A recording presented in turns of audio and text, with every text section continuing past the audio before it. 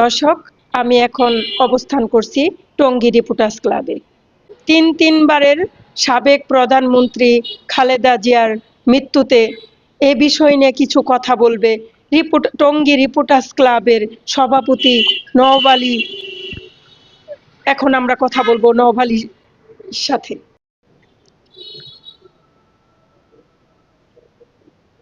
বিসমিল্লাহির রহমানির রহিম। সাবেক রাষ্ট্রপতি জিয়াউর রহমানের স্ত্রী দেশনেত্রী বেগম খালেদা জিয়ার মৃত্যুতে আমি টঙ্গী রিপোর্টার্স ক্লাবের সভাপতি হিসাবে গভীর শোক ও বেদনা কামনা করছি এবং তার রুহুর মাগফিরাত কামনা করি। কারণ উনি অত্যন্ত দেশের জনপ্রিয় ছিল। 18 কোটি মানুষের নেত্রী, আপোষ করে নেই কোনো কাজে। যেহেতু উনি এদেশের মানুষকে ভালোবেসে গিয়েছেন এবং কোনো কাজও তিনি আপোষ করতে চাননি।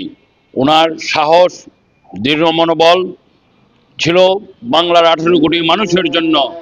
উনি হৃদয় প্রাণে সকলের মানুষের হৃদয়ে গেঁথে রয়েছেন। আমরা আশা করি ওনার যে মৃত্যুতে আমাদের এই সারা বাংলাদেশের 18 কোটি মানুষ যেন শোক সয়ে যেতে পারে।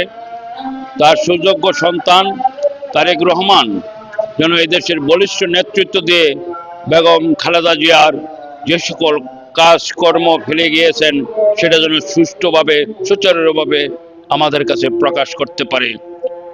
আমি তার রুহুর মাগফিরাত কামনা করেই আশা করি ভবিষ্যতে আমাদের দেশটাও উজ্জ্বল নক্ষত্রের মতো তুলে ধরেন এবং সুন্দরভাবে শৃঙ্খলা ফিরিয়ে এনে দেশ এবং দেশ জাতিকে একটি সুন্দর দেশ উপহার দেয়।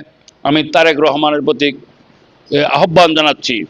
আমরা রিপোর্টার্স ক্লাব, আমরা যারা সাংবাদিকতা করি, সকলের জন্য তার প্রতি আমরা কৃতজ্ঞতা প্রকাশ করি। সাংবাদিকদের পক্ষ থেকে আমি শোক এবং বেদনা সয়ে যাওয়ার জন্য আমি তারেক এবং তারেক জিয়ার পরিবারের প্রতি কৃতজ্ঞতা প্রকাশ করছি। ধন্যবাদ সকলকে।